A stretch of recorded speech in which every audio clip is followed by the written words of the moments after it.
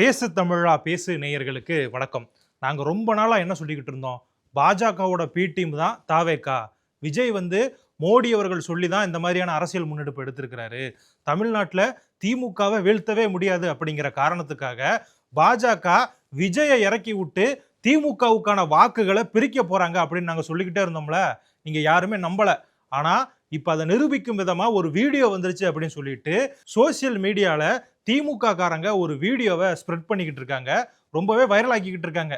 அந்த வீடியோவை முதல்ல நீங்க பார்த்துட்டு வாங்க. ஆனா விஜய் அவர்கள் பேசிய கருத்தை நான் வரவேற்கிற காரணம் என்னன்னா, அதாவது தமிழக பாஜகவின் முன்னாள் தலைவரான திரு அண்ணாமலை அவர்கள் கிட்ட ஒரு பத்திரிகையாளர் விஜய் அவர்கள் முதல்வருடைய வெளிநாட்டு பயணம் குறித்து ஒரு விமர்சனம் வச்சிருக்காரு, அதை எப்படி பாக்குறீங்க அப்படின்னு கேட்கிறாரு.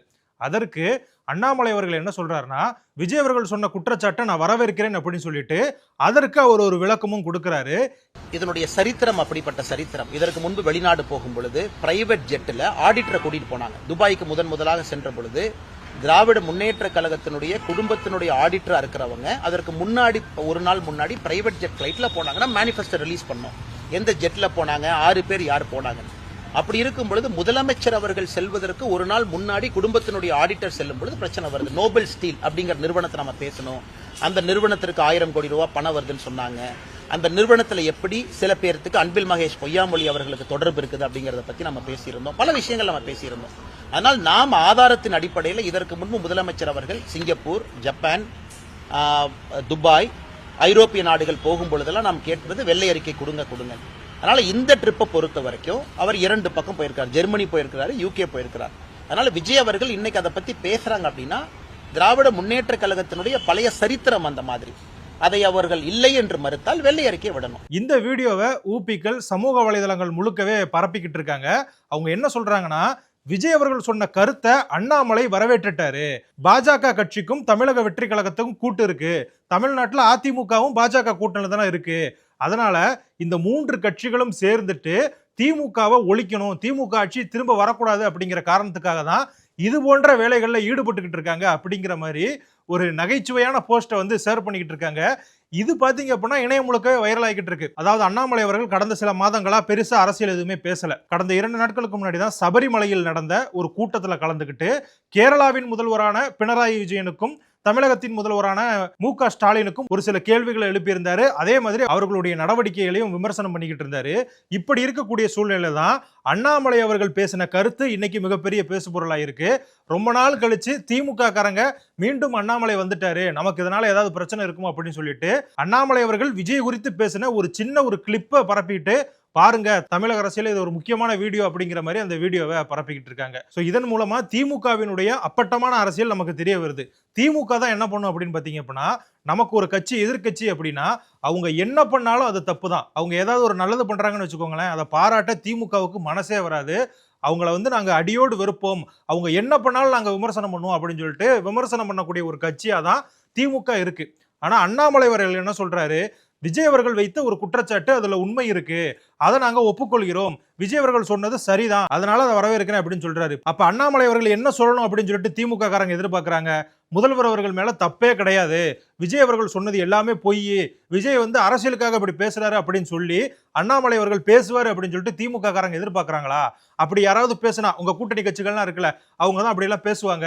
அவங்க பேசுறது எல்லாமே உண்மை. மற்ற கூட்டணி கட்சிகள் உங்களை நோக்கி ஏதாவது ஒரு குற்றச்சாட்டை வச்சா அது பொய், மற்றவங்க எல்லாருமே உள்நோக்கத்தோட செயல்படுறாங்க, பாஜகவுக்கு அதிமுக அடிமையாயிருச்சு, பாஜகவோட பி டீம் தமிழக வெற்றி கழகம் இப்படிங்கிற மாதிரி தேவையில்லாத கருத்துக்களையும் திமுகவுக்கு ஆதரவான ஒரு நரேட்டிவையும் செட் பண்ணி இணையத்துல வைரல் ஆக்கிக்கிட்டு இருக்காங்க.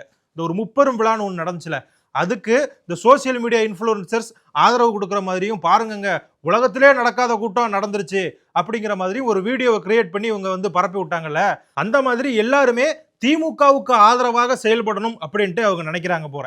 சரி, தமிழக வெற்றி கழகத்தின் தலைவராக இருக்கக்கூடிய விஜய் அவர்கள் வைத்த குற்றச்சாட்டு பொய் அப்படின்னா, முதல்வர் அவர்கள் வெளிநாட்டுக்கு போனார்ல, அவர் எவ்வளவு முதலீடை ஈர்த்துட்டு வந்தாரு அப்படிங்கிற வெள்ளை அறிக்கையை வெளியிட சொல்லுங்க அப்படின்னு ஒரு வேலிடான பாயிண்ட அண்ணாமலை அவர்கள் கேட்டாரு. இது குறித்து பத்திரிகையாளர்கள் விருதுநகர்ல துணை முதல்வர் உதயநிதி ஸ்டாலின் அவர்கள்கிட்ட இந்த கேள்வியை கேட்கிறாங்க. ஆனா இந்த கேள்விக்கு பதில் சொல்லாம துணை முதல்வர் அவர்கள் தவிர்த்துட்டு போயிடுறாரு. அதாவது பத்திரிகையாளர் கேட்டதை நான் கண்டுக்கிடாத மாதிரி அப்படியே விலகி போயிடுறாரு. ஸோ இந்த மாதிரி தான் திமுக அரசு நடந்துகிட்டே இருக்கு. ஆனா அவங்க என்ன நினைக்கிறாங்கன்னு பாத்தீங்க அப்படின்னா, மக்கள் இதையெல்லாம் மறந்து விட்டு நமக்கு 2026 ஓட்டு போட்டுருவாங்க அப்படிங்கிற மாதிரி அவங்க நம்புறாங்க. இதற்கு பல வேலைகளையும் பார்த்துக்கிட்டு இருக்காங்க. ஏற்கனவே நிறைய விஷயங்கள் நம்ம நிறைய தடவை இதுலயே பேசிட்டோம். அதிமுகவுக்குள்ள ஒற்றுமை இல்ல, அதிமுக பல துண்டுகளாக பிரிந்து போய் கிடக்குது அப்படிங்கிற மாதிரி ஊடகங்களை விட்டு பேச வைக்கிறாங்க. அதே மாதிரி பாஜகக்குள்ள நிறைய பிரச்சனை இருக்குங்க, அவங்க ஒற்றுமையா இருக்கிற மாதிரி காட்டிக்கிடுவாங்க, ஆனா ஒற்றுமையே கிடையாது அப்படிங்கிற மாதிரி சொல்லுவாங்க. திமுக கட்சிக்குள்ள பாத்தீங்க அப்படின்னா ஏற்கனவே அமைச்சர்களாக இருக்கக்கூடியவர்கள் நம்ம தேர்தலில் ஜெயிச்சு அமைச்சர்களாயிரணும் அப்படின்னு அவங்க ஒரு திட்டம் வகுத்துக்கிட்டு இருக்காங்க. அதே மாதிரி இப்ப எம்எல்ஏக்களா இருப்பாங்கல்ல, 2021-26 டென்யூர்ல அமைச்சர்கள் ஆகாத எம்எல்ஏக்கள் இருப்பாங்கல்ல, அவங்க அடுத்த டேர்ம்ல நம்ம எப்படியாவது அமைச்சராயிரும் அப்படின்னு சொல்லிட்டு அவங்களுக்குள்ளே ஒரு திட்டம் வகுத்துக்கிட்டு இருக்காங்க. இதையும் தவிர்த்து ஒவ்வொரு அணியுமே ஒரு திட்டம் வச்சிருக்காங்க. இப்ப இளைஞர் அணிக்கு 40 சீட்டுகள் உதயநிதி ஸ்டாலின் அவர்கள் கேட்கிறாரு. இதே மாதிரி மகளிர் அணிக்கு கேட்கிறாங்க, தொழிலாளர் அணி இப்படின்னு திமுகக்குள்ள நிறைய அணிகள் இருக்கு. ஒவ்வொருத்தருமே ஒவ்வொரு சீட்டுகள் கேட்டு முதல்வரை டார்ச்சர் பண்ணிக்கிட்டு இருக்காங்க. ஆனா முதல்வரோட நோக்கம் என்ன? நம்ம எப்படியாவது 2026 முதலமைச்சர் ஆயிரணும் அப்படிங்கிறதா அவருடைய நோக்கமா இருக்கு. இப்படி இருக்கக்கூடிய சூழ்நிலையில கூட்டணி கட்சிகள் வேற எங்களுக்கு அதிகமான சீட்டுகள் வேணும்னு கேட்கறாங்க. முன்னாள் தமிழ்நாடு காங்கிரஸ் கமிட்டியினுடைய தலைவர் ஐயா KS அழகிரி அவர்கள் கூட சமீபத்தில் சொல்லியிருக்காரு, கூட்டணி கட்சிகளுடைய சாரை மட்டும் பிழிந்து கொண்டு வெறும் சக்கைகளை மட்டும் தான் எங்களுக்கு கொடுக்குறாங்க அப்படிங்கிற மாதிரி ஒரு மிகப்பெரிய குற்றச்சாட்டை வச்சிருந்தாரு. அதாவது இவர் தான் முன்னாள் தமிழ்நாடு காங்கிரஸ் கமிட்டியினுடைய தலைவர். இவர் இருக்கும் பொழுதுதான் காங்கிரஸ் கட்சிக்கு 25 சீட்டுகள் கொடுத்தாங்க. இப்படி இந்த 25 சீட்டுகளே கிடைக்குமா அப்படிங்கிறது கேள்விக்குறியாக இருக்கு. அப்படிங்கிற காரணத்துக்காக தான் KS அழகிரி அவர்கள் இப்படி ஒரு கருத்தை சொல்லியிருக்காரு. இதுக்கு இன்னொரு காரணமும் இருக்கு. ஏன் அப்படின்னா, நம்ம ஏற்கனவே சொன்னோம்ல, திமுக இந்த வேலையை ஏன் பார்க்குது, பாஜகவுடைய பி டீம் தான் விஜய் அப்படின்னு ஏன் திமுக சொல்லுது? ஏன்னா கேரளாவிலையும் 2026 தேர்தல் நடக்க போகுது. அப்ப நம்ம தமிழ்நாட்டில் விஜயோட கூட்டணி வச்சோம்னா கேரளாவிலையும் நம்ம ஒரு சில தொகுதிகள் அதிகமா ஜெயிக்க வாய்ப்பு இருக்கு அப்படின்னு சொல்லிட்டு காங்கிரஸ் கட்சி கருதுது. அதனால எப்ப வேணாலும் திமுக கூட்டணியை விட்டு தமிழக வெற்றி கழகம் கூட சேர்றதுக்கு காங்கிரஸ் தயாரா இருக்கு. ஏன்னா தமிழ்நாட்டை பொறுத்த வரைக்கும் அவங்க எப்பயுமே எம்எல்ஏக்களா மட்டும்தான் இருக்க போறாங்க. ஆனா கேரளாவை பொறுத்த மட்டும் காங்கிரஸ் ஆளுங்கட்சியா இருக்கிறதுக்கான வாய்ப்பு இருக்கு. இங்க திமுகவை ஆளுங்கட்சி ஆக்குறதுக்கு நம்ம பாடுபடுறதை விட விஜயுடைய தமிழக வெற்றி கழகத்துக்கு சப்போர்ட்டா இருந்தோம்னா நமக்கு ஆட்சி கிடைக்குமே அப்படிங்கிற மாதிரி டெல்லியில இருக்கக்கூடிய காங்கிரசினுடைய ஹை கமாண்ட் திங்க் பண்ணிக்கிட்டு இருக்காங்க. விஜய் அவர்களும் கடந்த ஒரு மாசத்துக்கு முன்னாடியே ராகுல் காந்தியை சந்திக்க அவகாசம் கேட்டதாகவும், அதற்கு ராகுல் காந்தி இன்னுமே பச்சை கொடி காட்டல அப்படிங்கிற மாதிரியும் சொல்லப்படுது. ஒருவேளை கேரளாவில் காங்கிரஸ் நம்ம மீண்டுமே ஆட்சிக்கு வர்றது கஷ்டம் அப்படின்னு நினைச்சது அப்படின்னா விஜய்க்கு எந்த விலை கொடுத்தாவது அவருடைய கூட்டணியில சேர்றதுக்கு தயாரா இருக்கிறதா கூறப்படுது. சோ இப்பவே விஜய் பாஜகவினுடைய பி டீம் அப்படின்னு நம்ம சொல்லிக்கிட்டே இருந்தோம்னா காங்கிரஸ் கட்சியை அந்த பக்கம் போகாம நம்மளால தடுத்து நிறுத்த முடியும் அப்படின்ட்டு திமுக ஒரு பிளான் பண்ணிக்கிட்டு இருக்கு.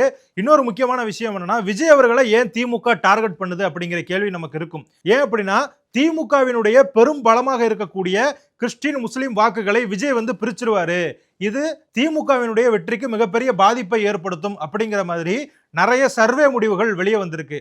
இதனால விஜய் அவர்களை திமுக தொடர்ந்து டார்கெட் பண்ணிக்கிட்டே இருக்கு. அவர் நடத்தக்கூடிய கூட்டங்களுக்கு அனுமதி கொடுக்காததுல இருந்து அவரை பற்றி தரம் தாழ்ந்த விமர்சனங்கள் வைக்கிறது வரைக்கும் நிறைய வேலைகளை திமுக இறங்கி பார்த்துக்கிட்டு இருக்கு. அப்படி ஒரு வேலையில இப்ப ஈடுபட்டு இருக்கிறதா கூறப்படுது. அதாவது முதல்வருக்கு நெருக்கமான 2 அமைச்சர்கள் ஒரு முக்கியமான அசைன்மெண்ட்டை கையில் எடுத்திருக்காங்க. அதாவது நம்ம எல்லாருக்குமே இருக்கக்கூடிய கருத்து என்னன்னா, தமிழக வெற்றி கழகம் சார்பில் மற்ற வேட்பாளர்கள் ஜெயிப்பாங்களா தோப்பாங்களா அப்படிங்கிறது அந்த வேட்பாளர்களை பொறுத்தும் தேர்தலுடைய கள நிலவரத்தை பொறுத்தும் தான் தெரியும். ஆனா விஜய் அவர்கள் அவர் நிற்கக்கூடிய தொகுதியில கண்டிப்பா ஜெயிக்கிறதுக்கான வாய்ப்புகள் அதிகமா இருக்கு அப்படிங்கிறது எல்லா அரசியல் விமர்சகர்களும் சொல்ற கருத்து தான். இது ஏற்றுக்கொள்ளக்கூடிய வகையில தான் இருக்கு. ஏன்னா விஜய் அவர்கள் அவருடைய ஸ்டார் வேல்யூக்காகவே எந்த தொகுதியில் போட்டியிட்டாலும், அதாவது திமுக அதிமுக சார்பில் ஒரு நட்சத்திர வேட்பாளர்கள் நிக்காத தொகுதியில விஜய் அவர்கள் போட்டியிட்டார் அப்படின்னா ஜெயிக்கிறதுக்கான வாய்ப்புகள் அதிகமா இருக்கு. விஜய் அவர்கள் அப்படி நின்னாரு அப்படின்னா அவரை நம்ம கண்டிப்பா ஜெயிக்க விடக்கூடாது அப்படிங்கிறதுக்காக திமுக பல வேலைகளை பார்த்துக்கிட்டு இருக்கு. அதுல முக்கியமான வேலை என்னன்னா, 2024 நாடாளுமன்ற தேர்தலில் எப்படி ஓ பன்னீர்செல்வம் அப்படிங்கிற பெயர்ல 5 வேட்பாளர்கள் நிறுத்தப்பட்டார்களோ அதே போல விஜய் அவர்கள் எந்த தொகுதியில் நின்னாலும் விஜய் அப்படிங்கிற பெயர்ல நிறைய வேட்பாளர்களை நிறுத்த வேண்டும் அப்படின்ட்டு ஒவ்வொரு தொகுதிக்கும் 10 to 15 நபர்கள் விஜய் அப்படிங்கிற பெயர் கொண்ட நபர்களை இந்த 2 அமைச்சர்களும் தேர்வு பண்ணிக்கிட்டு இருக்காங்க. ஒருத்தர் வடமண்டலம் முழுக்க பாக்குறாரு, இன்னொருத்தர் தென் மண்டலம் முழுக்க பாத்துக்கிட்டு இருக்காரு.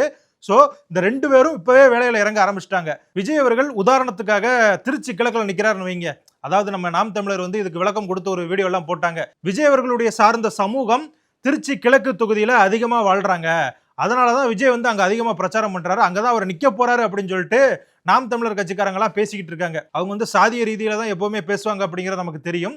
அது ஒரு பக்கம் இருக்க, விஜய் அவர்கள் ஒருவேளை திருச்சி கிழக்கு தொகுதியில நின்னாருன்னு வைங்களேன், அந்த தொகுதியில விஜய் அப்படிங்கிற பெயர்ல கிட்டத்தட்ட 15 வேட்பாளர்களை டம்மி வேட்பாளர்களா திமுக சார்பில் நிப்பாட்டுவாங்க. இது வாக்காளர்கள் மத்தியில ஒரு குழப்பத்தை ஏற்படுத்த வாய்ப்பு இருக்கு.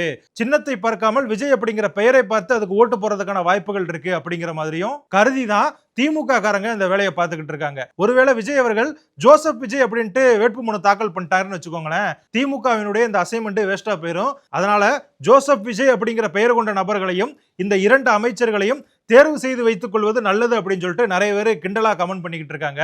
சோ இப்படித்தான் திமுக நம்முடைய ஆட்சியை யாருமே அகற்றிவிடக் கூடாது அப்படிங்கிற நோக்கத்துல பல வேலைகளை பண்ணிக்கிட்டு இருக்காங்க. சோ இந்த சம்பவங்களை பத்தி நீங்க என்ன நினைக்கிறீங்க? 2026 தேர்தலில் மீண்டும் திமுக ஆட்சியை பிடிக்குமா அப்படிங்கிறத கமெண்ட்ல சொல்லுங்க. அதே மாதிரி அன்றாட செய்திகளை தெரிஞ்சுக்கணும் அப்படின்னா பேசுதமிழா.com அப்படிங்கிற வெப்சைட் இப்ப லைவ்ல இருக்கு. அதுல நிறைய செய்திகளை நம்ம உங்களுக்காக கொடுத்துக்கிட்டு இருக்கோம். அன்றாட செய்திகளை தெரிஞ்சுக்கணும் அப்படின்னா நீங்களுமே பேசுதமிழா.com வெப்சைட்ல போய் பார்க்கலாம். நன்றி. டூர் போக நீங்க ரெடியா? Family tour, solo tour, adventure tour, group tour, office tour, school tour, honeymoon எந்த ட்ரிப்பா இருந்தாலும் ஃபேமஸ் ஸ்டார் டூரிசம் ஈஸியா அரேஞ்ச் பண்ணி தராங்க. Best packages, excellent service and full jolly experience க்கு guarantee. So எதுக்கு வெயிட்டிங்? ஃபேமஸ் ஸ்டார் டூரிசம் இப்பவே contact பண்ணுங்க.